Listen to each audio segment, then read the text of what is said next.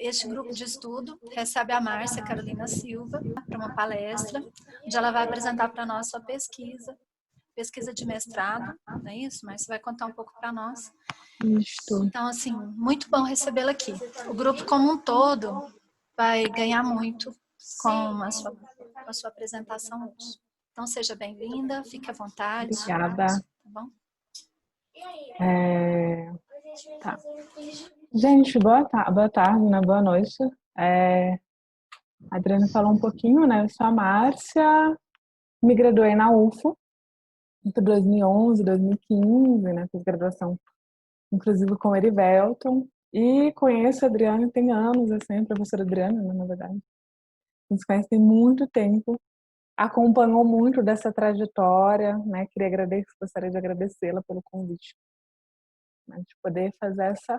Eu acho que é mais no sentido de um bate-papo mesmo, né? Uma conversa, né? Uma prosa, assim. Do que a gente está pensando e o desafio que é pensar essa temática, né? No período que a gente está.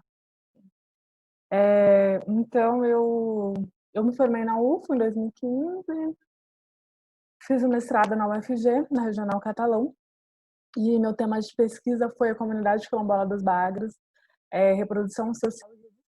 E aí, ao longo da nossa conversa, eu vou falando um pouquinho sobre a comunidade, né? E como foi isso, né? E, atualmente, eu faço doutorado na UNB, né? Em geografia também. A gente mudou um pouquinho o tema. Eu pesquiso as formas de reestruturação produtiva e reprodução do setor lácteo, mas com esse olhar para as comunidades rurais, essa organização dos acampamentos rurais, né? E tudo mais, né? Como se dá esse processo de modernização, os aspectos que se remetem ao trabalho. Eu sou militante também do MTD, né, que é o Movimento dos Trabalhadores e Trabalhadoras por Direito, e a gente vai tentar, né, costurar um pouquinho assim essa conversa. E aí a apresentação, né, eu acho que quando a Adriane fez o convite, eu fiquei pensando assim, né, em tentar fazer um recorte para a gente pensar dentro do que a gente está discutindo. E esse papel da educação nessa formação dessa identidade, né? E a gente também dá uma olhada assim para as comunidades quilombolas em Minas, né? E aí o meu recorte, como eu já coloquei, vai ser a comunidade dos bairros. E isso, a gente parte de algumas questões da geografia, né? Então, numa concepção teórico-conceitual, né? A importância do conceito. E aí, tanto esse espaço, né, que a gente se organiza, esse espaço de discussão, a gente retoma alguns autores, né? E aí, então, a gente vai compreender o espaço geográfico enquanto objeto de estudo da ciência geográfica, enquanto um conceito basilar para a construção dessa discussão que a gente está fazendo hoje, né? E a gente vai entender esse espaço geográfico como uma totalidade dinâmica, e sendo a condição do meio, né, desse produto dessas relações sociais.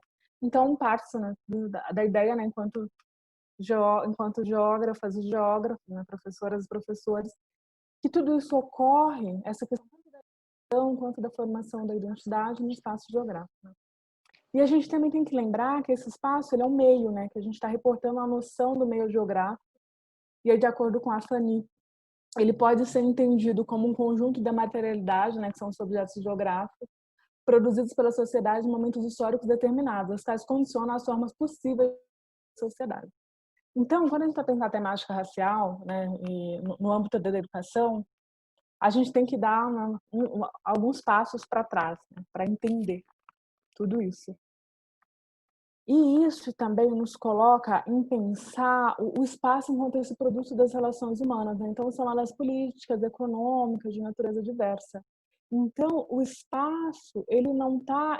toda essa relação, e quando a gente vai pensar no âmbito da educação, ela não ocorre de maneira solta, né? Ela é uma relação política, uma relação econômica, e isso nos coloca frente a alguns questionamentos para a gente pensar.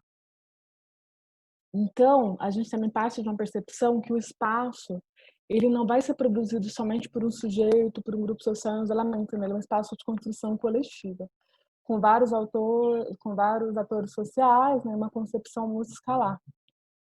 E aí a gente fica pensando assim, tá, tudo bem, o espaço é isso tudo, a gente pensa que a educação ela construi um espaço, e o que é o papel da escola? Né? Esse espaço, assim. institucional, né, enquanto que a gente vai ter fundamentado enquanto espaço de educação. E a escola, ela é esse espaço dessa produção desse conhecimento, né? Ou seja, é um modo do pensamento que ele vai se apropriar da realidade concreta, dessa realidade. Desculpa. É um modo como o espaço vai se apropriar da realidade concreta e vai colocando isso em discussão até para a gente avançar nessa compreensão. Eu lembro que a gente fala muito sobre narrativas aqui, né? A gente vai pensar muito sobre essa construção da narrativa, sobre essas histórias, né? E a gente, quando a gente vai pensar nas instituições escolares, a gente também remete, de certo modo não, né? De modo direto, a essa narrativa. Então a gente vai pensar essa destruição do passado, né? E aí uma citação do Érico Hobsbawm, que ele vai colocar assim: a destruição do passado, ou melhor, dos mecanismos sociais que vinculam a nossa experiência pessoal à das gerações passadas, é um fenômeno mais característico e lúgubre do final do século XX. Quase todos os jovens de hoje crescem numa espécie de presente contínuo, sem qualquer relação orgânica com o passado público da época em que vivem. Por isso, os historiadores, cujo ofício é lembrar o que os outros esquecem, tornam-se mais importantes do que nunca no fim do segundo milênio. Por esse mesmo motivo, e porém, eles devem ser mais do que simples cronistas, memorialistas e compiladores, né? Então, a gente coloca essa importância das narrativas, né? E esse espaço. E aí, aqui a gente vai pensar, o Dermeval Saviani, ele vai falar um pouco dessa linha do tempo, né, do que foi essa construção do espaço escolar no Brasil. E aí eu tentei fazer uma adaptação aqui, como vocês podem ver. Então, a gente vai tendo alguns períodos, né? Então, o primeiro período, de 1549 até 1759, né, é o período dominado pelos colégios jesuítas. Em seguida, a gente traz os períodos de representação pelas aulas régias, né? O terceiro período ele vai constituir nas primeiras tentativas de organizar a educação enquanto um poder, enquanto a responsabilidade do poder público, né? O quarto período ele é um marco, né, para as criações das escolas primárias nos estados. O quinto período ele vai olhar mais para o processo de regulamentação, né, no âmbito nacional, tanto das escolas superiores, secundárias e primárias. E o sexto período, né, que se estende até o período atual, que é essa unificação e regulamentação da educação, né, nacional. Bom, vamos lá. E aí a gente vai olhar e vai pensar assim, tá, tudo bem. Em momento nenhum a gente vai ter nenhuma uma coisa que vai negar a população negra o espaço escolar. A gente a gente não encontra assim, nada que vai estar assim, a população negra não pode, não tem acesso. Mas só que quando a gente olha lá para o terceiro período, nessa transição do terceiro para o quarto período, a gente vai ter o processo de abolição, né? E, consequentemente, a libertação, né? E tudo mais. Aí, essa abolição, a gente pensa, tá, tudo bem, então agora a população negra tem livre acesso, tem direito de ir. Não, isso não ocorreu. Né? A gente já fez esse debate aqui, e em momento nenhum foi travado um processo ou uma discussão de integração dessa população na sociedade, tanto pensando em trabalho, saúde, educação. Então era basicamente assim, tá, tudo bem. Não tem mais abolição, não era a abolição, né, do escravismo, então vocês são libertos, mas não existe esses espaços. Então é uma negação. E a gente vai pensar um não lugar social, né? Que uma parcela da população ela não tem lugar na sociedade, ela não cabe, né? Não entra, assim, porque não foi pensado esse acesso. E aí, um outro ponto também é esse acesso à escolarização da população negra no pós-abolição, né? E é como eu disse, ela não foi negada, mas só que a gente vai ter vários mecanismos sutis que vão tirando totalmente, né, dessa questão. Então, por exemplo, não tem responsável para fazer a matrícula, não tem uma vestimenta adequada, não tem condição de comprar o material didático, não tem dinheiro para comprar merenda, né? Então, esse acesso, ele é de maneira muito muito sutil, né, muito brasileira, como vai dizer a Federação Fernandes, ele vai sendo impedido, né? Então, estrategicamente ou não, no pós-abolição, quando o Estado, quando ele deveria assumir essa responsabilidade de integrar, ele olha e fala assim, não, né, então, não é nossa responsabilidade. Então, a gente vai ter logo de início um fracasso desse acesso à população negra na escolarização, né? E aí, tem uma coisa que a gente vai pensar assim, né? E aí, uma citação também para colocar dentro dessa discussão, que ao longo desses quase 4 séculos, né, e pensando esses princípios, os períodos foram colocados, a instituição no Brasil, ela vai, o fenômeno é restrito a pequenos grupos, né? Então, quem são esses grupos, né? São pessoas que, né, são descendentes das grandes oligarquias, né, dos grandes fazendeiros e tudo mais, brancos, né, homens, majoritariamente, e tudo mais. Então, somente a partir da década de 30 que a gente vai ter um maior crescimento acelerado desses períodos que é esse processo de escolarização em massa, né? Mas ainda assim, quando a gente pensa tanto gênero quanto raça, não foi tão massivo, né? Então a gente vai ter o processo de expulsão dos jesuítas, né, nos 700, e tudo isso, quando a gente tem essa saída, as instituições elas não conseguem atingir, elas atingem somente 0,1% da população brasileira, né? Então estava excluído mulheres, escravizados, negros livres, pardos, filhos de legítimo, então assim, era uma educação bem restrita, né, esse processo. E dentro da questão desse não lugar, a Lélia Gonzalez vai pensar o seguinte, né?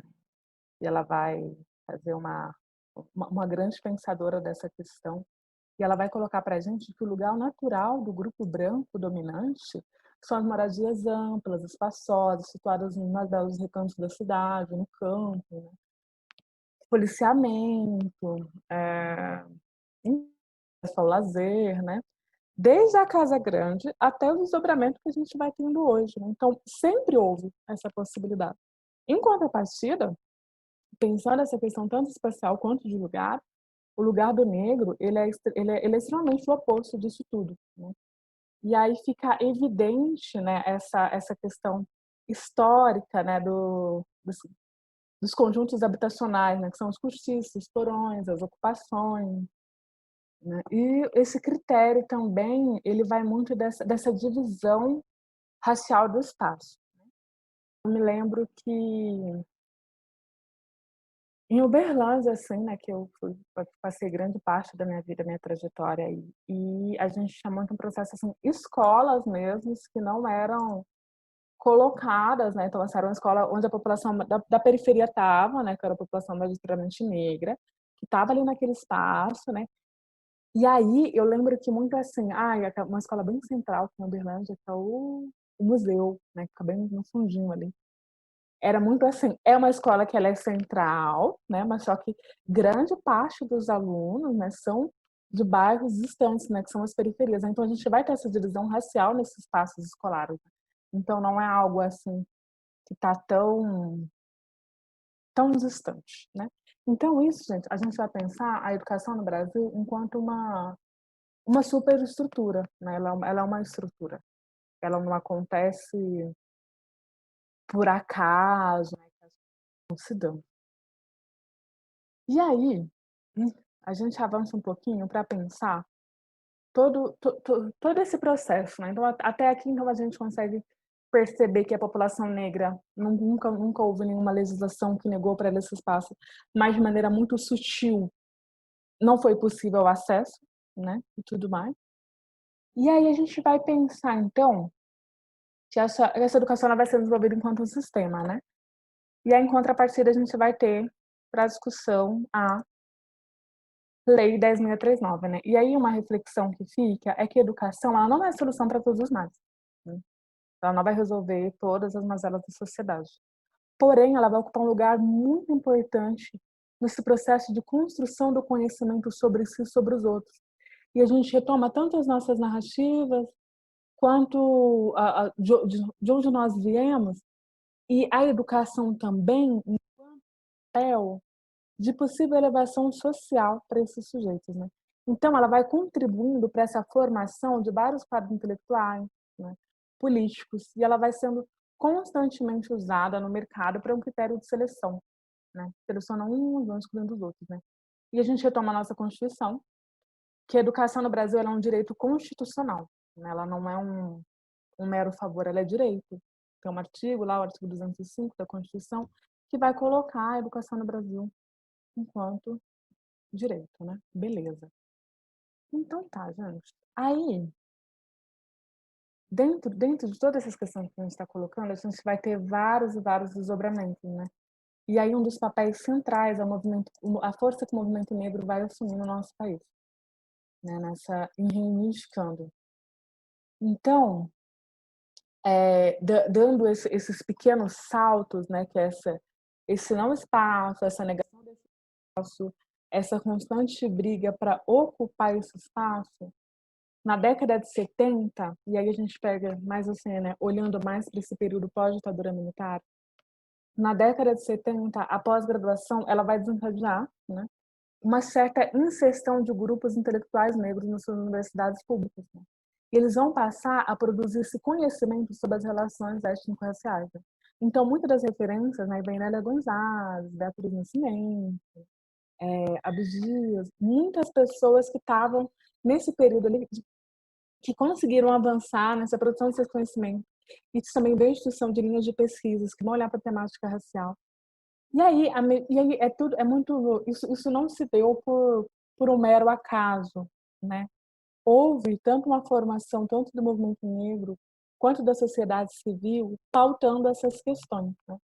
Então, à medida que, e aí entendendo o movimento negro enquanto movimento social, que vai essas políticas públicas, né, e tudo mais, né, voltadas para a educação, e o seu caráter universal, então eles vão ser implementados.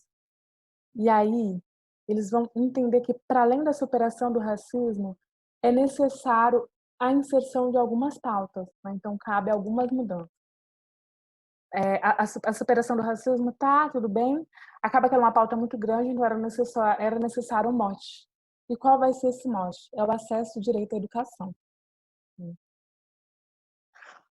Então, nessa transição de 1980 para 1990, essas reivindicações do movimento negro, elas começam a focar uma maior intervenção política do saber. Né? Então, como elas começam a fazer? Elas vão denunciar a neutralidade do Estado frente à desigualdade racial, né? Que é histórico no nosso Brasil, está na nossa estrutura de formação enquanto país.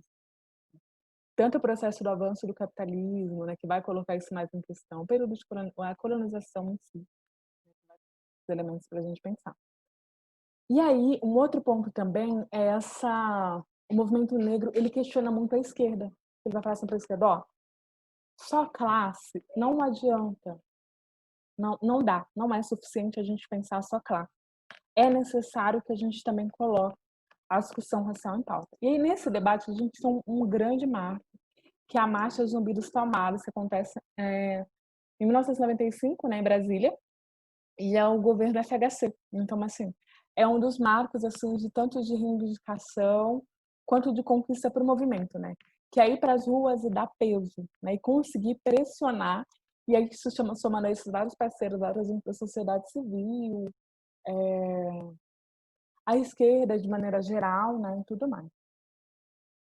E aí, um outro ponto também que vem é a questão, e aí eu fiz essa breve linha do tempo aqui para a gente tentar ver se deu. E aí também pensando que não ocorreu assim de maneira organizadinha, né? Que a gente entende o modo como o tempo vai passando, né? Como as coisas vão acontecendo.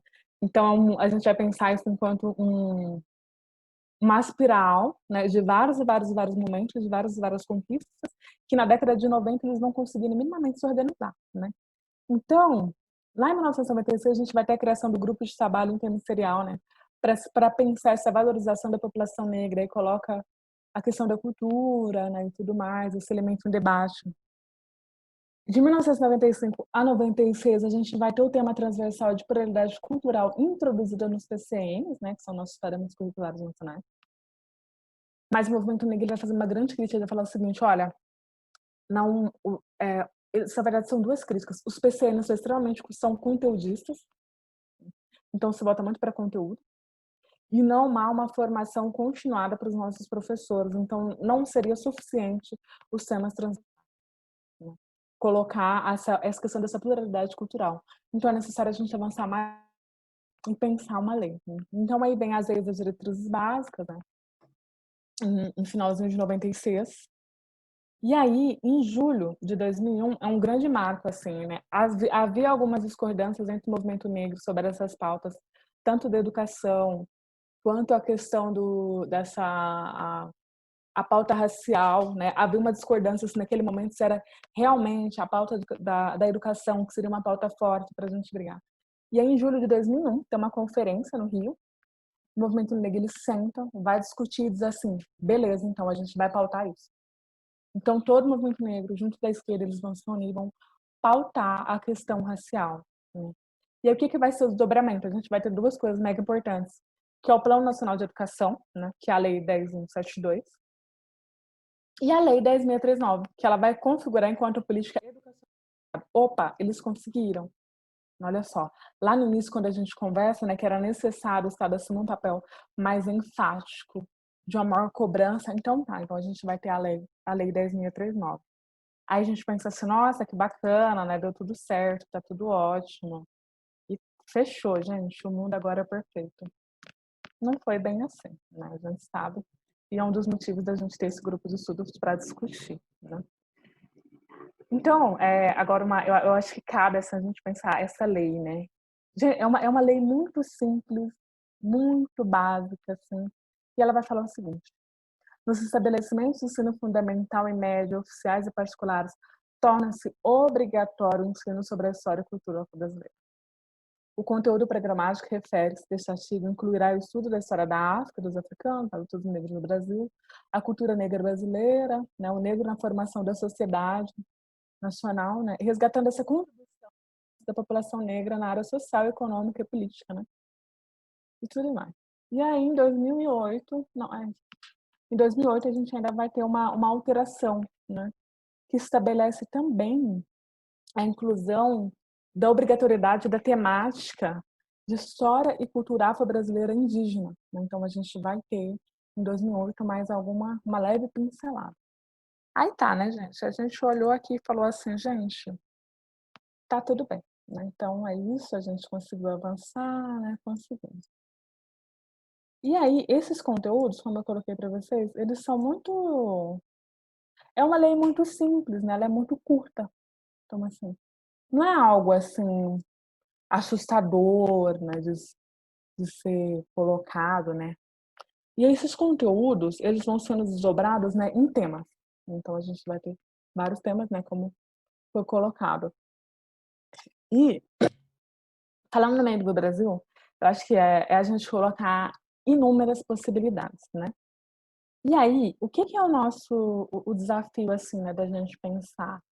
É pegar esse conteúdo legal e traduzir ele para fins pedagógicos. É um dos maiores desafios. Uma ação. Uma coisa que há muita dificuldade. E aí, quando a gente fala assim, então tem que ser para educação básica. Quem é a educação básica? Né? A educação básica é a educação infantil, fundamental, ensino médio, a formação de professores. Ou seja, gente, é tudo. Né? Se a gente pegar todas as modalidades da educação, até a entrada do sujeito no ensino superior, e tudo isso vai ser respaldado pela Lei 10.639. Mas só que a gente vai começar a ver alguns desafios. Né? Então, é necessário, dentro desses desafios, que a Nilma Lino vai colocar muito isso, que é uma aliança entre as instituições de ensino superior e as instituições de ensino básico. Por quê? O ensino superior forma os professores do ensino básico. Então, a gente vai ter o ensino superior, ele forma os professores do ensino básico. Né? Então, acaba que a gente entra numa espiral. Né? Então, assim, então não é um problema só do professor do ensino básico, porque ele não está sendo formado para isso, né? E as disciplinas que remetem à temática racial, que elas são disciplinas optativas, né? Então você faz, se der, se interessar, para completar a carga horária, não é algo obrigatório que tem que ocorrer, né? E aí, uma coisa também é que essa lei, gente, se a gente fala que é necessária uma aliança entre o ensino superior e o ensino fundamental, eu estou dizendo o seguinte: a gente vai ter que, então, pensar a questão racial, a psicologia, a nutrição, a arquitetura, a arte, o Instituto de Geografia. É uma questão que ela vai desaguar na formação de todos os nossos profissionais da nossa sociedade, que estão curso na sociedade. Ela não é um problema só da licenciatura. Ela tem que ser instituída, então ela tem que ser pensada para toda a sociedade, né? E a gente vai tendo alguns problemas, né? Hoje eu tava me preparando assim, e aí fui resgatar algumas coisas, alguns que a gente vai chamar de desafios, né? Porque problema assim, a gente já tem muito, que é alguns desafios. Que é assim, então estava resgatando o material hoje, alguns relatos de secretarias de educação que dizem assim: mas na minha secretaria não tem ninguém negro, eu não vou trabalhar com isso. Mas eu não fui capacitada para trabalhar com isso, eu não sei, né. E aí a gente pensar que não é uma opção, né. Na lei não fala assim: "Olha, se você tiver interesse, se você tiver tempo, se você quiser", não está escrito isso. Ela é instituída pelo Estado, ela é uma lei nacional. Não há uma e aí para além disso tem muita questão moral, né, porque, por exemplo, uma pessoa que ela não que tem algumas formações morais, né, diferentes, né, e que vai ser isso, o racismo, ela não vai trabalhar com a 10.639, mas de jeito nenhum. E se trabalhar vai ser uma coisa assim. E aí fica muito nisso, né, então um dos desafios que a gente vai ter vai ser esse. Fica uma questão muito à mercê do profissional, né, e não é entender isso enquanto obrigatoriedade. Bom, então a gente chega no momento e aí uma coisa também para lembrar, que os anos 2000 é o ano do governo Luiz Inácio Luiz Inácio, enfim, do governo PT, eu sempre esqueço o nome dele. É o ano do governo PT. Então o movimento negro ele vai ter vários e vários avanços. Que a gente vai ter a criação da CPI, que é a Secretaria de Políticas Públicas de Igualdade Racial. Então, assim, a gente vai ter um órgão que vai pensar só isso, não é coisa incrível. Vai pensar a formação, né? E aí vai ter até tem um super projeto que é o da Cor da Cultura, se eu não me engano. Enfim, surgem inúmeras formações continuadas, né? Um movimento, um período muito, muito bacana. E aí, é bem legal a gente pensar que a Lei 10.639, né, e até então a gente está pensando dentro de uma educação formal, dentro da educação formal não, no espaço urbano, numa educação hegemônica e tudo mais, né, e esses desafios. E aí, gente, essa lei, ela vai potencializar a educação escolar quilombola, né, ela vai dizer o seguinte, né, essas comunidades remanescentes de Quilombo, elas vão produzir inúmeras dimensões educacionais, sociais, políticas, culturais, né, tanto é que nos quilombos a gente tem muita questão da oralidade, né, das histórias, da relação do sujeito com o território e tudo mais, né? E quando a gente fala assim, o desafio que é para a comunidade quilombola ter a titulação e aí compreender a terra e aquele território enquanto um espaço coletivo. Então, a gente pensar esse modelo de educação que a gente tem hegemônico, talvez não encaixa muito bem, né, com aquele território. Então, é necessário a gente pensar algumas diretrizes, né, para esse sujeito. Né? E aí, como desdobramento, lá em 2012, é homologado as diretrizes nacionais para a educação escolar quilombola, na educação básica. E aí, retomando a educação básica todo, desde o ensino infantil até o ensino médio. Né? E aí, o que essas diretrizes elas vão buscar? Né? Elas surgem a partir da deliberação da CONAI, né, que é um acordo firmado no primeiro seminário de educação quilombola, que é realizado nos anos.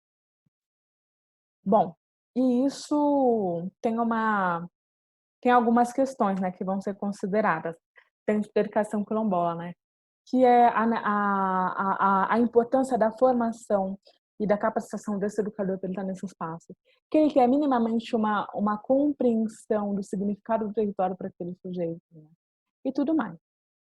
E aí, aqui eu vou colocar alguns pontos, assim, pra gente, né, que é o que é comunidade, né, e aí quando a gente fala comunidade, a gente pensa assim: "Poxa, é uma es", a gente pensa muito de uma maneira, como eu posso dizer, muito harmônica, né. Então, a comunidade, ela vai ser considerada, né? Isso aqui é mais assim, uma questão que eu apoiei muito ao longo da minha dissertação, que é uma relação, né? O meio físico, né? Ela é sempre um agrupamento ou uma rede de pequenos grupos, né? Então, o membro dessas comunidades, eles vão ter consciência da necessidade, né? Dentro e fora. E esse espaço imediato, né? Eles vão ter uma tendência de cooperação. E aí, Bauman, ele vai contrapor essa concepção dessa comunidade enquanto um lugar de harmônico, né? Que tá tudo bem e tudo mais. Não. A comunidade também, ela vai ter as suas contradições, ela vai ter as suas dificuldades, né? E é uma forma de organização social extremamente complexa, porque tem um conflito permanente ali, né? E aí, trazendo, assim, a comunidade que eu pesquisei, que é a comunidade dos Bagres, no noroeste de Minas, há muita relação de parentesco nos territórios quilombolas. Então, assim, muitos primos, muitos irmãos, muitos tios, tias, avós. Então tem toda essa relação. E não quer dizer que é a família que está tudo bem, né, gente? Então essa organização em comunidade, ela também está muito atrelada a uma forma de resistência desses sujeitos, né, que vão sendo colocados. E aí, a gente está falando de comunidade quilombola, tá, mas o que é isso, né? Lá em 1740, o Conselho Ultramarino vai definir o quilombo como toda habitação de negros fugidos que passam de cinco, em parte desprovida, ainda que não tenha ranchos levantados, nem se acha em pilões negros. Então tá, fugiu uma maior quantidade, vamos supor 6 pessoas, né? Porque onde estava pessoas, onde os sujeitos estavam, a situação não estava bacana. Então vamos chamar de quilombo, tá?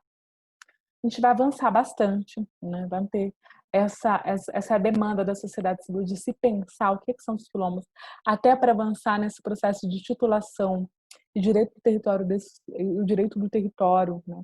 Até para avançar, para a gente pensar uma educação de qualidade para esses sujeitos.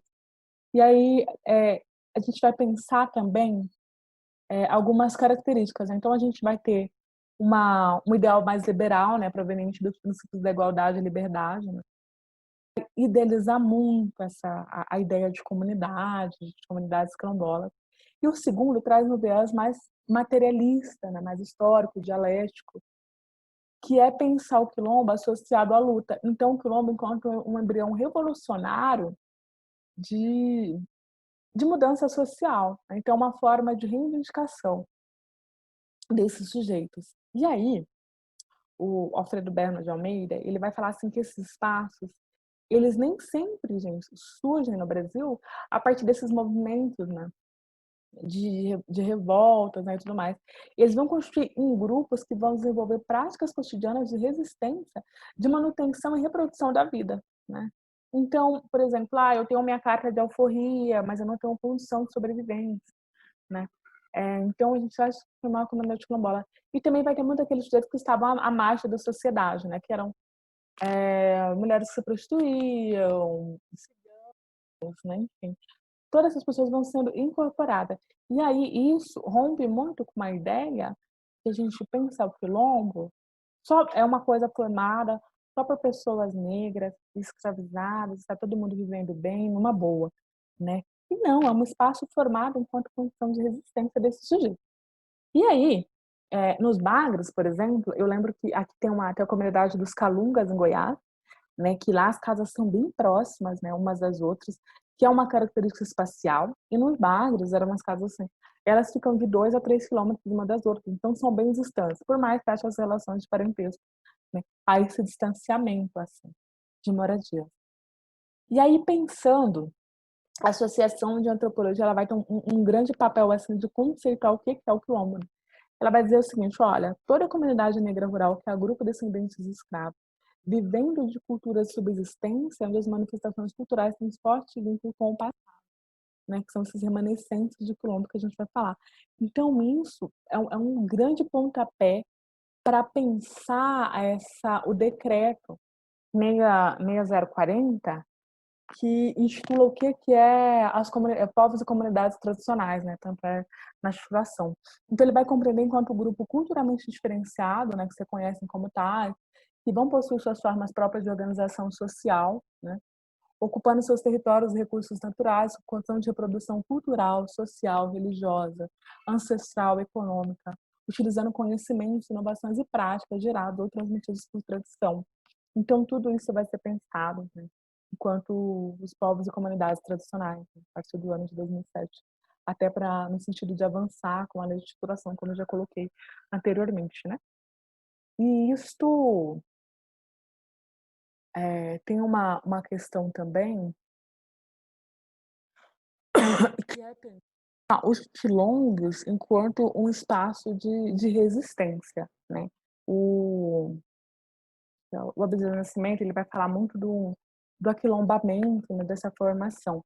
E aí esses sujeitos, eles eram a população negra no pós-abolição, na formação dos seus quilombos, elas estavam invisíveis na nossa sociedade. Então, assim, não não havia possibilidade de inserção no modelo capitalista, né, que estava sendo consolidado, né, na organização social desses grupos. E todavia também não era nenhuma, de certo modo, uma negação, pensar a terra enquanto um uso coletivo. Então era total uma negação disso, né. Porque, por exemplo, quando a gente vai ter a lei de terras, né, que ela vai promulgar o fim do capitalismo, ela não vai promover nenhuma política mínima de territorialidade para as comunidades quilombolas, né. Então a terra enquanto uso coletivo é ação, né, de tudo o sistema capitalista, né, em desenvolvimento naquele período. E até nos períodos atuais, assim. Então um dos maiores embates é isso, né, esse reconhecimento coletivo, né. Então a terra de um quilombo, ela não vai ser no nome de um sujeito, né, mas é a comunidade em si. E aí, uma outra questão é em relação aos quilombos em Minas, né, onde eu fiz a minha pesquisa. Então aqui eu trago um mapa, né, pra gente dar uma olhada, esse mapa de 2017, né, que é o período que a gente vai viver, que é o pós o pós-impeachment, né, da ex-presidente Dilma Rousseff. E aí em Minas, gente, as comunidades quilombolas vão ter muita relação com o processo de mineração, né.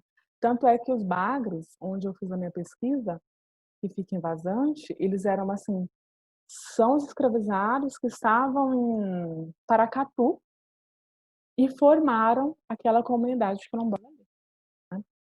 Então, em Minas, até 2016, e provavelmente não deve ter avançado, a gente vai ter, então, identificar 275 comunidades negras, né, e em cerca de 170 municípios. E essa maior concentração de comunidade, como a gente vê aqui, vai ficar no Vale do Jequitinhonha e Mucuri. Bom, e aí um pouquinho, assim, da comunidade dos Bagres, né. E aí o que é esse espaço escolar nas comunidades, né. Aí aqui tem um relato, assim, das entrevistas, né, isso aqui, a comunidade dos Bagres, a BR corta, né, então essa estrada de terra que tem, passam caminhões imensos, né, super, assim, não é pavimentada, é um negócio mega complicado, porque ela atravessa toda a comunidade, né. E a gente vai ver muito assim, né, ó, estudei, assim, no 2º ano, né, mas eu estudava no Cajueiro, com uma comunidadezinha próxima, né, na verdade uma fazenda, e teve esse processo de escolarização dos sujeitos, né. E essa foi uma das primeiras escolas que teve pro lado, né, próximo a essa região de Paracatu. E a escola, assim, então era um negócio muito distante, né, então a possibilidade de estudo, tanto por questão de trabalho, quanto por dimensão espacial, já era totalmente limitada, né. Então, por exemplo, pensa, para estudar tem que andar 10 quilômetros caminhando, né, até as comunidades mais próximas. E e aí nisso, a gente vai tendo então no final da década de 80, uma das primeiras escolas, né, na comunidade, né, que é a Escola Municipal Galdino Mendes da Silva. E o quilombo é muito legal, que são 2 famílias, que é a família Mendes e a família Silva. E aí o seu Galdino, eu não tive a oportunidade de conhecê-lo, né, quando eu fui fazer meu campo ele já era falecido, mas uma grande referência, assim, né, no território, de formação, né, e de conquista também. Então a gente vai ter a formação de uma escola municipal Galdino Mendes, né, que era uma escola seriada, quer dizer. E aí, gente, no início dos anos 90, a prefeitura de Vazante constrói, né, a Escola Polo Municipal Emílio Alves Rio, que não tem referência nenhuma com a comunidade, que não faz sentido nenhum quem é essa pessoa, que não há uma identificação desse sujeito, né, com essa história. E ela vai oferecer um ensino fundamental 1 e 2, né, tanto no período matutino quanto vespertino. Teve também uma experiência de EJA, mas com a mudança de prefeitura de Vazante não avançou, né. E essa escola ela não recebe só os alunos da comunidade, né, então ela vai receber vários e vários alunos, né, que moram na região, né, então é uma escola rural, mas não é uma escola quilombola. E aí dos seus professores, somente 2 professoras, né, que eram quilombolas, mas é um movimento muito legal, que as pessoas da comunidade trabalham na escola, então são cozinheiros, serviços gerais e tudo mais. Mas pensando essa permanência de construção, de formação identitária, de algo que remete ao quilombo, não ocorre, né, da maneira como está prevista, né, que a gente está aqui pensando. E aí, eu acho que para a gente compreender essa educação, é essencial a gente pensar o papel desses sujeitos que foram deixados à margem, né. Tanto e o meio como a cidade social, eles vão buscar alcançar um novo patamar nessa história, né. Então colocar esse sujeito enquanto agente transformador da sua realidade, né, tanto quanto política, econômica e social. De maneira muito poética, é pensar esse sujeito enquanto dono da sua narrativa, enquanto dono da sua própria história, né, e não uma história contada por outros, mas uma história contada por eles, né, que faça sentido. E aí cabe enfatizar também que essa identidade cultural no ambiente escolar, né, o que que é isso? Reforçar esse período, né, e tanto voltado para alunos quilombolas, né, no sentido de pensar intervenções diretas nesse espaço, né, tanto quanto o preconceito, quanto o racismo no âmbito escolar. E aí vem um dos motivos, né, um dos desdobramentos lá da lei 10.639, que vai culminar na educação quilombola, é isso, quando é pensado, né, uma maneira efetiva de manifestação, né, tanto do preconceito quanto do racismo, né, então seria uma maneira de intervenção desse período. Bom, e aí caminhando mais para o final, né, a gente vai pensar essa identidade enquanto um caminho inacabado, né, que é esse processo de transição, né. Tem uns pontos que eu queria colocar, que eu presenciei muito, assim, ao longo da minha pesquisa, é que essa importância, né, da religião, né, das imagens, né, a festa de São Benedito, a festa de Folia de Reis, que é essas 2 imagens, né. E aí convidar as pessoas da região, né, para os e é um negócio muito curioso, assim, né, que vai ter desde folias formadas somente por mulheres, né, e aí os homens também, mas por mais que seja algo extremamente masculino, né, um certo gênero aí, e nos bagres as mulheres não têm muita participação, né, dentro da folia, e a folia é uma moda de permanência dessa identidade, né, da folia de Reis, que tanto é que a comunidade chama a comunidade dos bagres, que é um córrego, né, corta a comunidade, e aí um período de muita seca, né, eles estavam passando por uma situação mega complicada, e aí fizeram uma oração que se a água voltasse, né, eles iriam assumir a folia de Reis constantemente até o final da sua vida, né, enquanto tivesse quilombo teria. Conta-se que a água começou a jorrar do nada, e desde então a gente vai ter a festa de Folia de Reis na comunidade dos bares, que acontece bem no iniciozinho ali de janeiro, né. Bom, e aí só para pensar, assim, né, o que é essa identidade, né, tanto de uma maneira simbólica, né, quanto material, né. E aí o Rogério Rasmussen, ele fala que essa identidade, ela vai se situar à frente ou no espaço simbólico, social, historicamente produzido, né. E aí o Stuart Hall ele vai pensar que não tem uma identidade unificada como um conteúdo fixo e permanente, né, mas a identidade ela está extremamente em mudança, né. E aí o Milton Santos ele traz muito essa questão dialética da identidade, né, enquanto sujeito de sociedade, né, implica nessa interação com o meio, né, porque mesmo que há sujeitos que são necessários ao grupo, talvez a sua resposta social e a sua inserção não dialogam. Um negócio mega curioso, assim, dessa comunidade que eu fiz na pesquisa, é que não tem jovens na comunidade, né. A gente pega, por exemplo, a gente vai até 10 anos de idade, né, 12, e aí a juventude vai para a capital, né, que é Brasília, que é mais próximo, ou Paracatu, vai para estudar, constrói a sua vida, porém nas festas eles voltam. Então ainda tem essa identidade permanente, essa construção, então tanto nas datas comemorativas e tudo mais. E aí, muita questão da memória, né, que ela vai possuir um caráter coletivo, né, então não é uma coisa que se dá somente por um sujeito. Sabe aquele negócio de a avó da gente conta algo pra gente, né, contar aquela história da infância, e a gente vai reproduzindo, conta para o amigo, conta para não sei quem. Então é muito essa memória coletiva. né? E esse pertencimento a esse grupo social, né?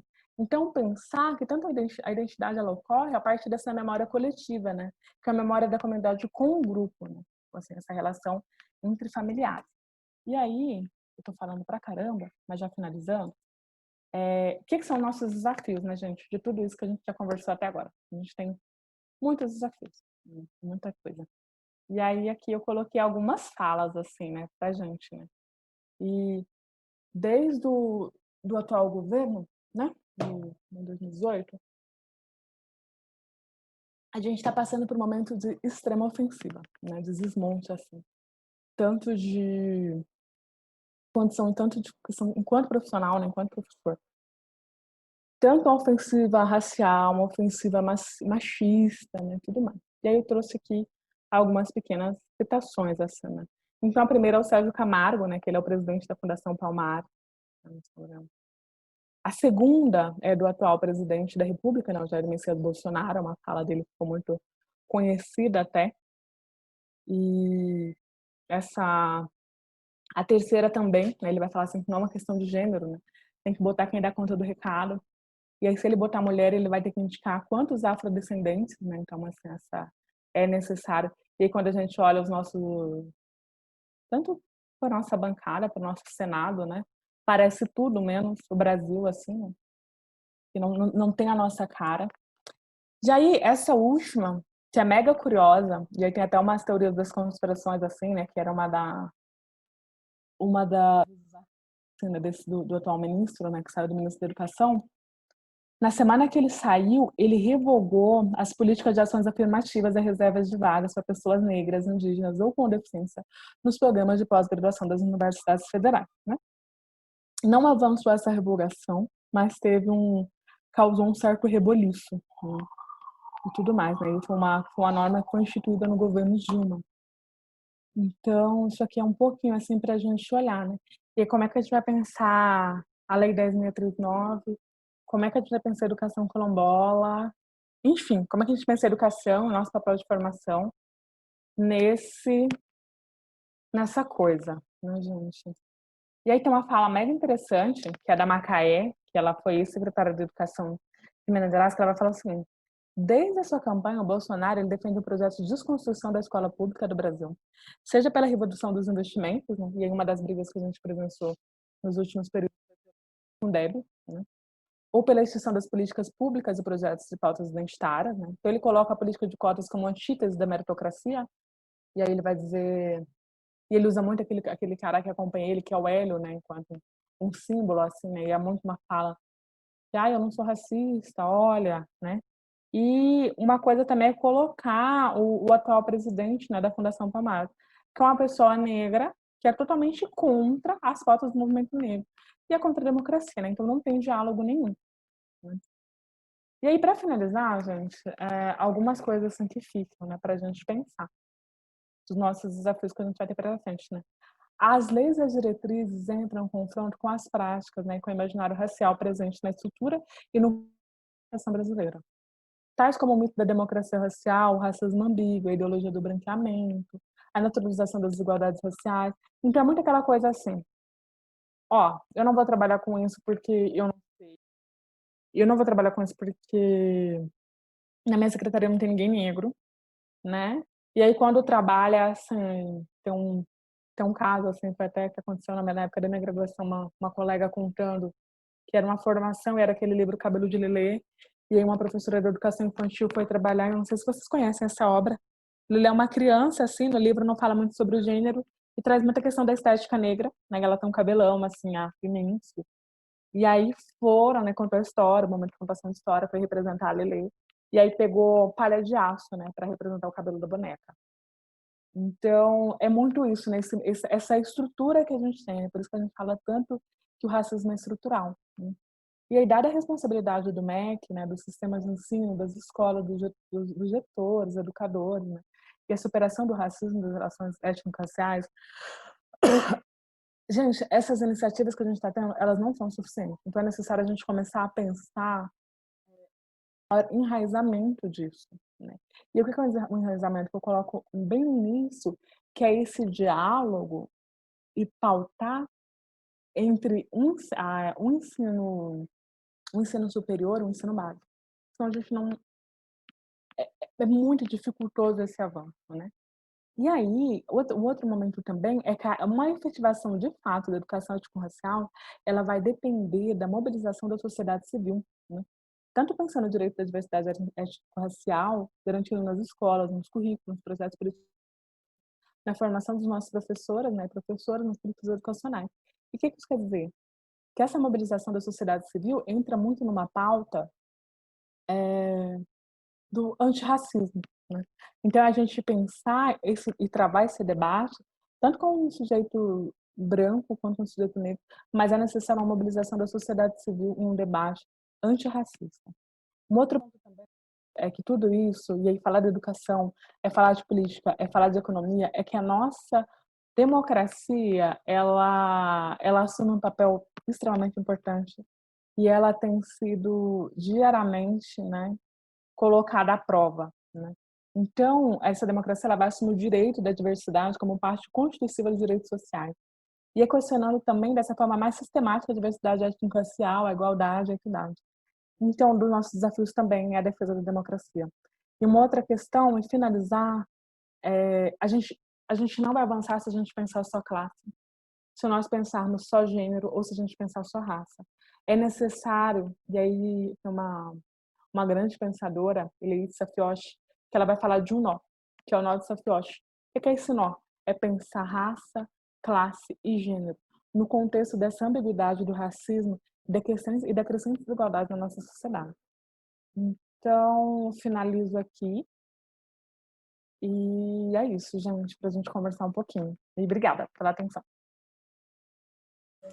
Muito bom, Márcia. Obrigada, professora Márcia. Excelente. Ótimas reflexões trouxe para nós. Nós vamos encerrar então a sua apresentação e a gente vai abrir para perguntas, tudo bem? Tá? Aí em cima deve ter um stop. Vê se você vê na sua tela. Pronto. Isso, muito bom. Então vamos abrir agora para as perguntas, comentários. Eu anotei várias coisas aqui interessantes. Dava para a gente conversar mais um tempão, né? Tá bom? Então, quem gostaria de começar? Ai, tem um monte de pizza, eu tô muito enrolada. Aproveitar a professora Edneia. Oi, professora Edneia, boa noite. Ai, meu Deus do céu, eu tô muito enrolada, é sério. Tem um monte de coisa. Tá sem áudio, Edneia. Parabenizar a Márcia pela apresentação, muito boa, excelente a fala, as reflexões. Obrigada. Tá? Muito bom mesmo. Esse painel que vocês estão vendo no fundo é de mentira, tá? É porque foi meus assistentes tecnológicos que puseram ele é virtual aí, tá no Zoom aí, para quem quiser colocar. Márcia, muito interessante a sua fala. E eu gostaria que você nos colocasse um pouco mais. Você esteve lá no Quilombo, né? Lá no município de Vazante. Eu conheço Vazante um pouco, né? E assim, eu queria que você colocasse a questão. Quando você chegou lá, tinha as classes muito seriadas, não é isso? Quando você iniciou a pesquisa? Não. Tá sem áudio, Márcia. Pode. Não, foi depois. As classes misturadas foi até no final da década de 90, na década de 80, né? E em 1980, Isso. 1990 a gente vai ter a escola, que é Emílio Dias, né? Uhum.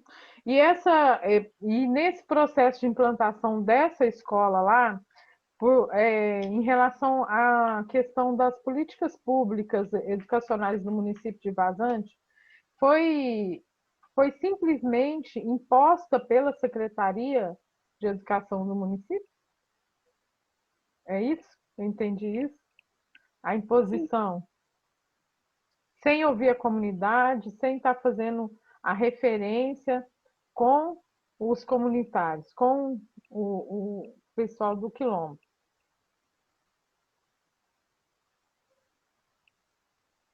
Isso. É toda aquela maravilha, né? Aquela ação respeitosa. Sim, claro, né? Só para variar um pouco, né? Vamos colocar assim. Então, sim, excelente a sua reflexão, tá? Eu passo a palavra, Adriana.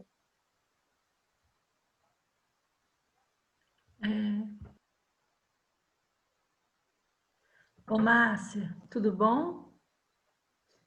Parabéns pela sua exposição, seu trabalho, assim, trouxe novas possibilidades da gente até pensar.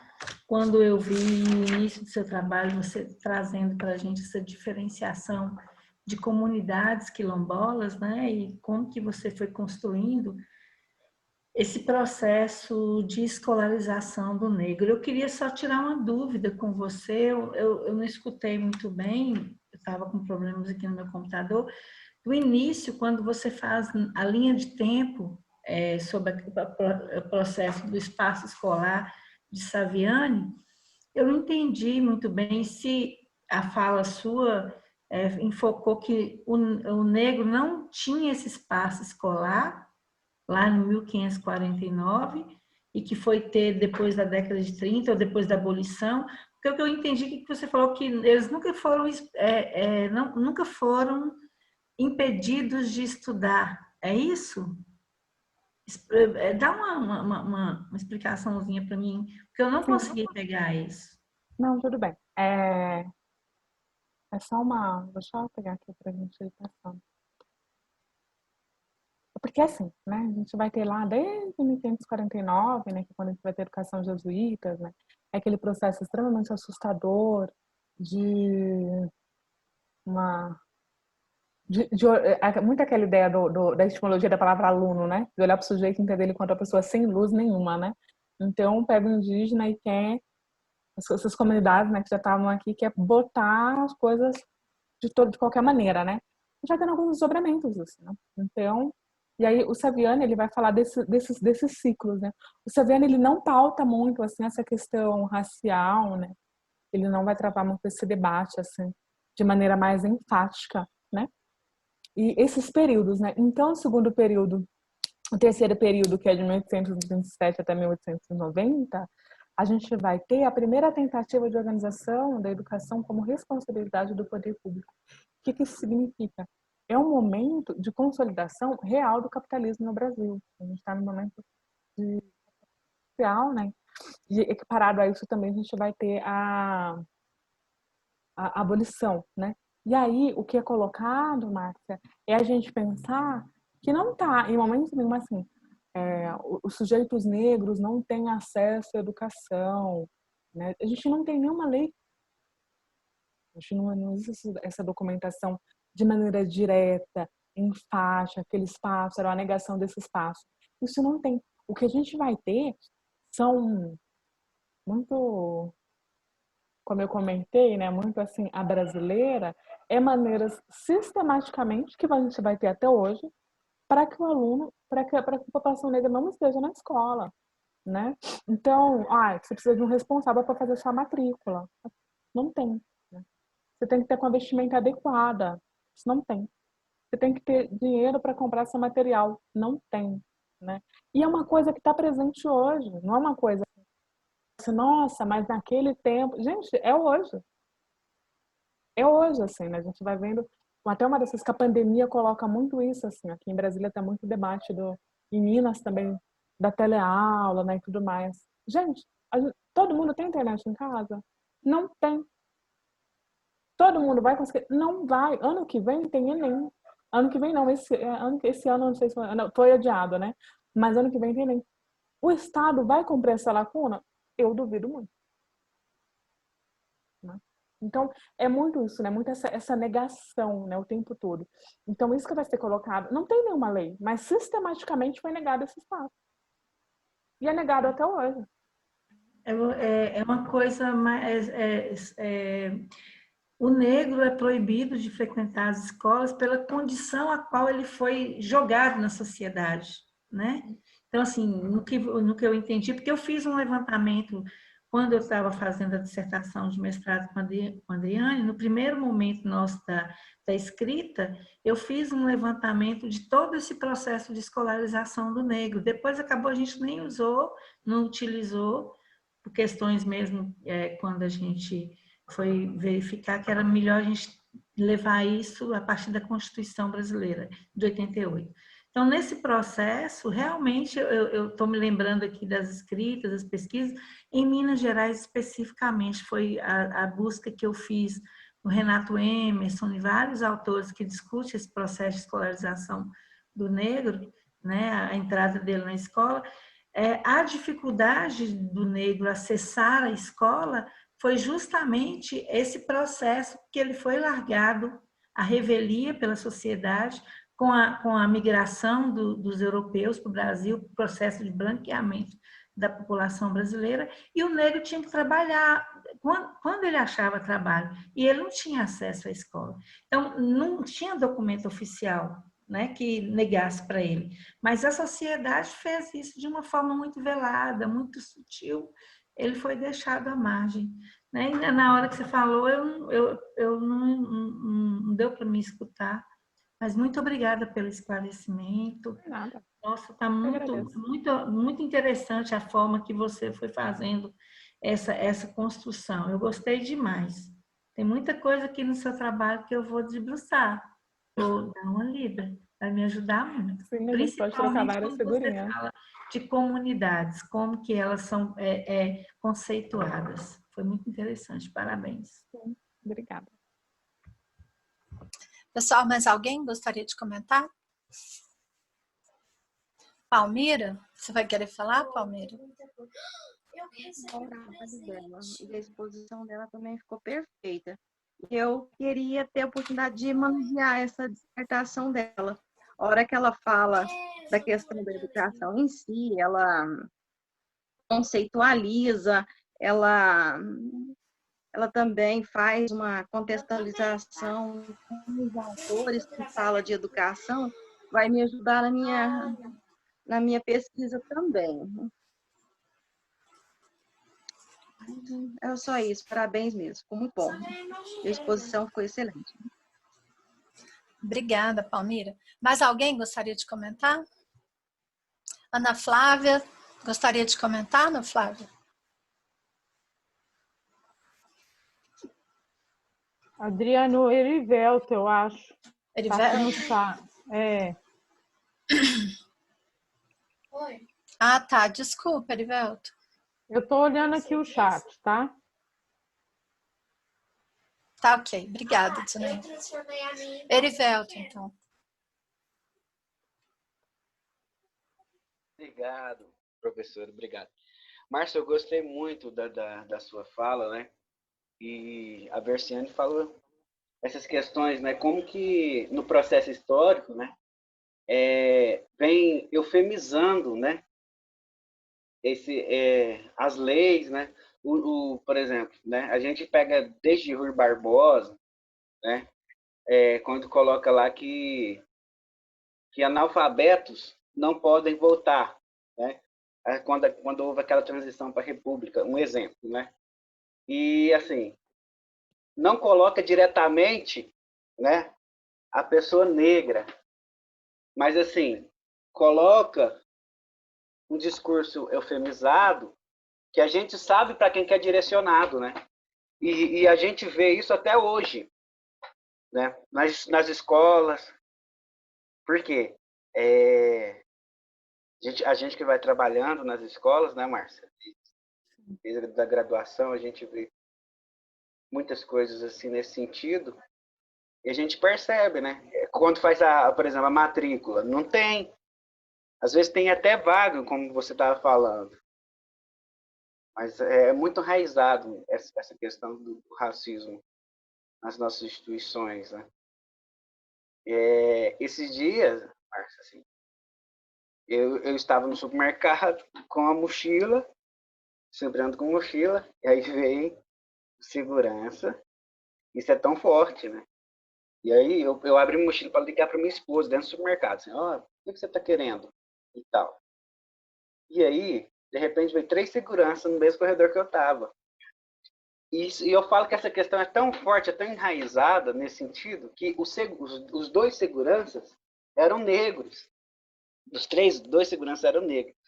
E assim, muitas pessoas, inclusive as pessoas negras, incorporam esse discurso. E é muito complicado nesse sentido. Por isso que é importante a gente debater esse processo, mas não só aqui, né? Nessa reunião, nesse curso que a gente faz, nessa reunião de toda terça-feira, que a gente faz desse grupo de estudo, mas assim, ampliar esse debate para as escolas. E essa ferramenta, né, do próprio Zoom, do Google Meet, ela tem esse potencial bacana, por exemplo, porque a gente já está mudando a nossa dinâmica de como aprender, né? Eu gostaria muito, Márcio, no dia que eu fosse, que a gente voltasse, né, à normalidade, eu não sei se a gente vai voltar, a gente fazer essa aula em sala de aula. Por exemplo, pessoal, a gente vai convidar a professora Márcia, ela é doutoranda na Universidade de Brasília, sabe? E assim, ter essa aproximação com o ensino básico e a graduação. E esse acontecimento da pandemia proporcionou essas ideias. E eu achei bacana. E parabéns mesmo, viu, Márcio?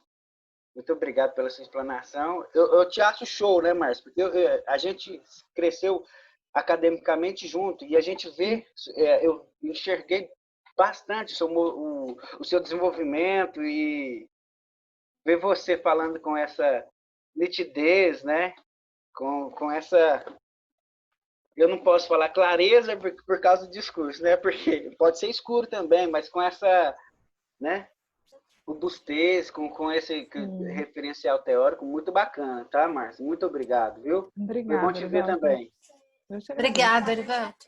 A Beatriz colocou uma pergunta para nós lá no grupo, lá no chat. Você gostaria de fazer, Beatriz, a pergunta?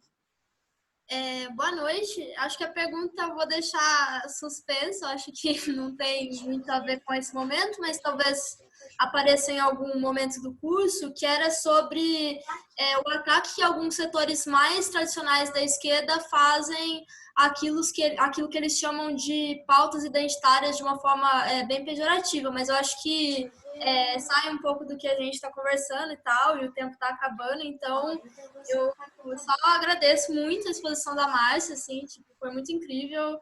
Se você puder, inclusive, passar o nome da sua dissertação, assim, eu teria interesse em ler.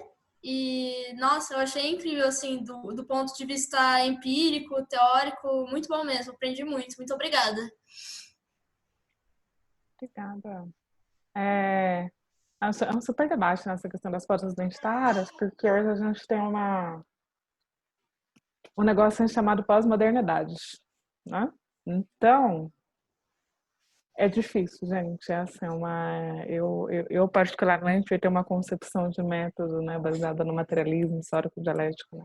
Eu acho que não é uma negação dos autores pós-modernos, mas é olhar isso, né, e fazer com que isso caiba na nossa realidade. Por exemplo, raça é uma pauta que o debate pós-moderno vai traçar, comunidades LGBTs, gênero também, né, são pautas. E aí eu acho que o desafio, ao meu ver, essa formulação, né, que é esse pensar, construções de espaços como esse, mas também não é tratar isso enquanto uma questão opcional, né? Eu acho que eu tive um professor de educação, ele tinha uma fala muito, muito bacana, assim, que era, você fez licenciatura, não tem essa de, eu não sei, se vira, aprende, lê. Então, procura, né? Vai atrás. Procura formação, não sei, não dá. Eu não sei, eu não vou trabalhar. Não dá. E nos últimos períodos, óbvio, né, que a esquerda tem muito que avançar enquanto movimento, mas às vezes é bacana, assim, essas cutucadas que o movimento negro dá, sabe? Tipo assim, cara, então, classe por si só não vai resolver muita coisa, não. A gente continuar nessa concepção ideológica, né, que a gente está, fica um pouco difícil. Muito bom, Márcia. Muito bom também, Beatriz, né? Merece uma discussão, né, até mais ampla, né? Muito bom. Eu vou... Dulce, você gostaria de falar mais alguma coisa? Comentar? Ô, Adriane, hoje eu estou assim meio cabronchó, perdi a minha orientadora de mestrado faleceu. Só um minutinho, pessoal. Eu vou Sua mudar. orientanda? Minha orientadora de mestrado, mas assim, parabenizar a Márcia, e o que eu reparei no trabalho dela que me chamou a atenção foi a quantidade de quilombos, né, que tem no norte de Minas. E eu acho que pela quantidade que tem muitos estudos, mas acho que mereceria até mais, Márcia. Você me despertou para esse assunto aí, né? Seu mapa mostra isso. Achei muito interessante. Mas era só isso mesmo. Então tá. Dos meus sentimentos, tá? Para vocês. Obrigada. É, muito nova, 57 anos. Né? Sim. Que ela fique bem, né? Um lugar onde ela foi, que eu também acredito que continua. Tá? Fique em paz, né? Isso. Então, obrigada. Mais alguém? Eu acabei de lembrar de uma coisa, quando a Márcia estava falando assim, sobre o currículo específico para as escolas quilombolas, você poderia falar para a gente mais um pouquinho sobre como é a estruturação desse currículo, principalmente na parte de humanidades, porque eu não conhecia, assim, não conheço essa lei, não sei do que se trata, de como que é estruturada, se ela foi formulada junto com as comunidades, para alguma demanda vinda delas ou não. Eu não entendi o início da sua pergunta, Beatriz, desculpa. Você pode repetir, por favor? Quando você expôs falando que parece que tem uma lei de ensino específica que vigora para as escolas quilombolas, certo? E como que essa lei foi formulada, qual que é o conteúdo dela, principalmente para a parte de humanas?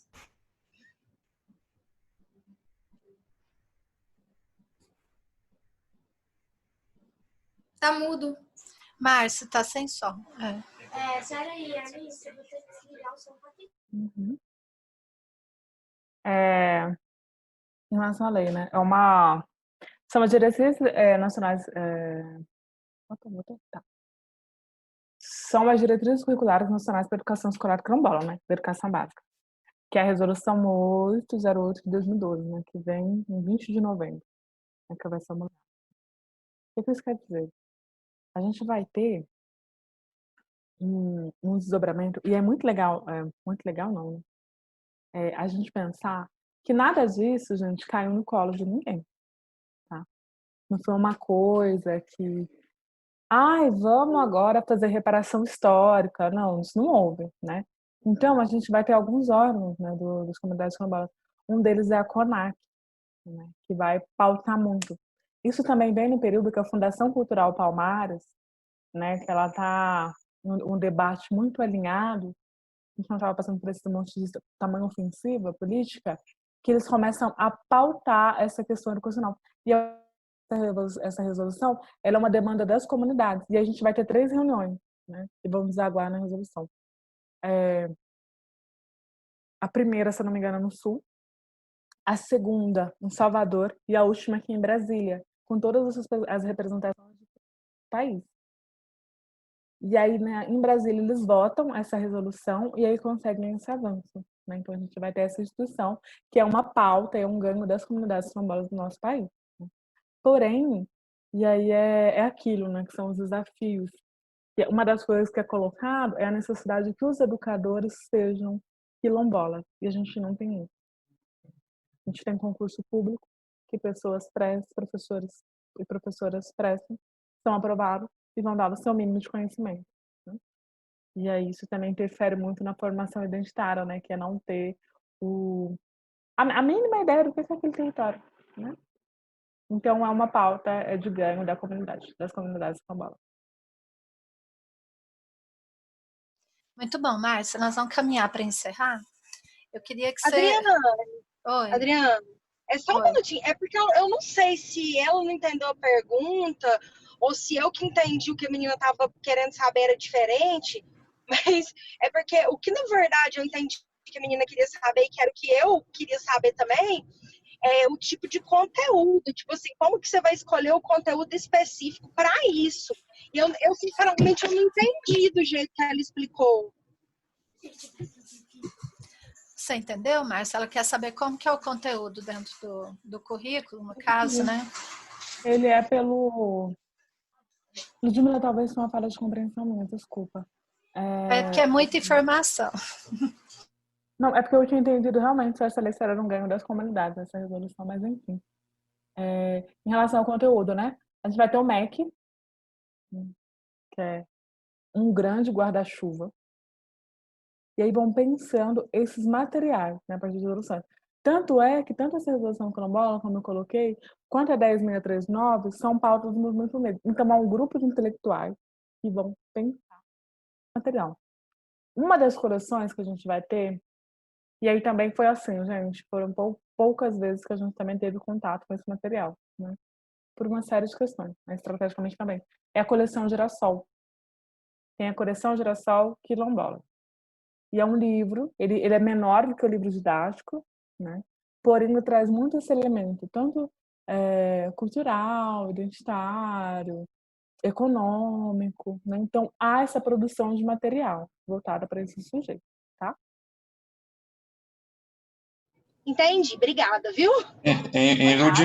Ludmila, você está me escutando? Tô! Tudo bem? Tudo bem, Adriana? Márcia, assim, quero parabenizar a Márcia pela explanação, que foi muito legal, viu? Assim, a gente vai aprofundando o conhecimento e é assim mesmo. Essa questão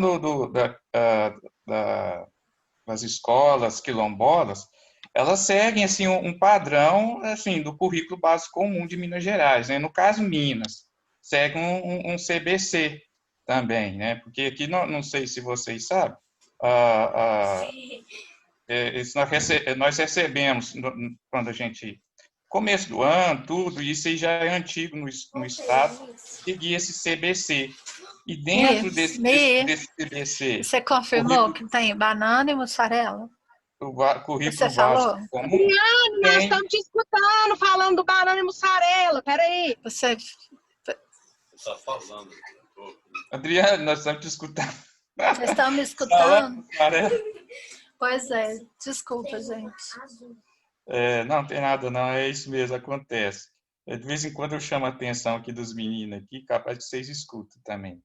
E dentro desse CBC que tem um currículo, tem a parte da questão da cultura afro, né, das comunidades, até mesmo quilombola, tudo, mas muito superficial. Porque, assim, eu acredito, e eu acho que eu já comentei isso aqui para vocês, que nós, como professores, ainda deixamos muito a desejar na Lei 10.639.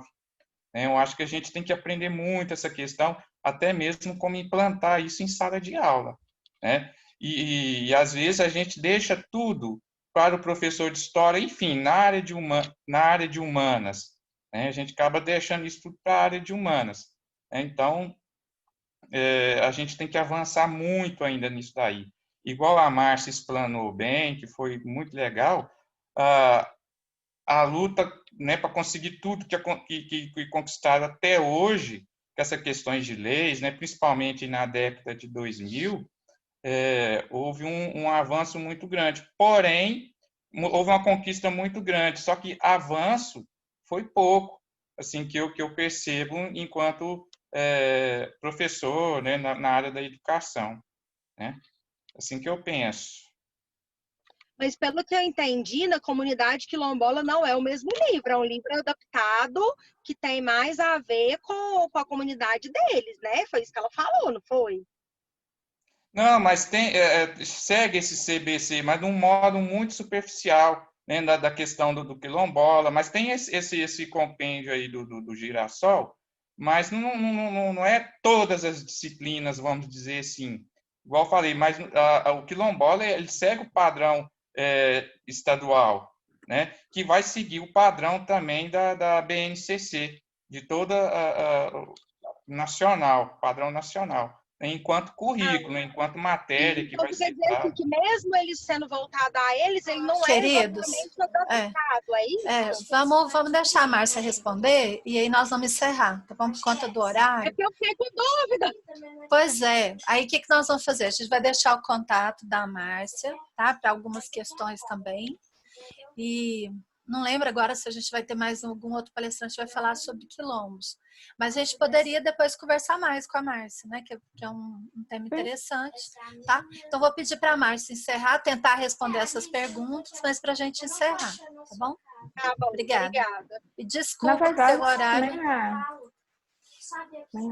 eu vou tentar fazer isso em 1 minuto e meio. Nem é no sentido de tentar responder, né? Mas dentro daqueles desafios que eu coloco, é a gente pensar o seguinte, gente, a Lei 10.069 fez 13 anos, a gente está brigando para as pessoas cumprirem. A gente nem chegou no ponto de brigar para ter formação. A gente está brigando por uma coisa simples. Já vai falar assim, olha, não é uma opção, não é porque você quer, não é porque acontece. É uma lei que vem pelo Estado, tá? Então, a gente tem as nossas diretrizes curriculares, né? E a lei está lá, não é opcional. Então, eu acho que essa questão, e aí vem uma outra questão também para colocar, Ludmila, é a gente pensar o seguinte, não é fazer um livro exclusivamente para a comunidade quilombola. Eu acho que isso não é pensar dessa forma, mas é a gente pensar, enquanto sociedade, a produção de material que esses sujeitos que eles tenham um mínimo reconhecimento, né?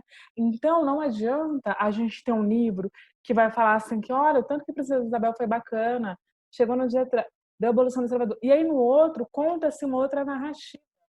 A gente tem que minimamente estar alinhado enquanto discussão, né? Até enquanto discussão política. Até nessa questão de respeito mesmo, né? Por exemplo, eu, na minha formação, nunca li nada sobre quilombos na escola. Era uma coisa, assim, exótica, né?